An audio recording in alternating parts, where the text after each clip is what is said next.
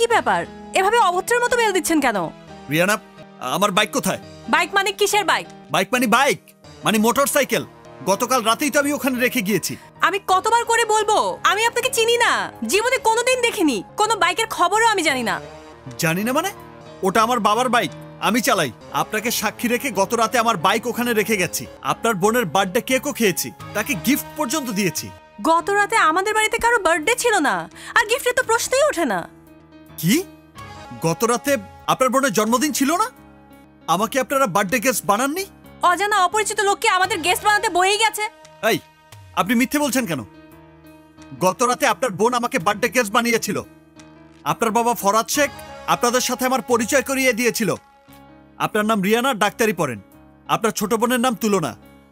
এ বাড়িতে না এলে আমি আপনাদের পরিচয় জানলাম কি করে? ভালোই ভালোই বলুন আমার বাবার বাইক কোথায় লুকিয়ে রেখেছেন।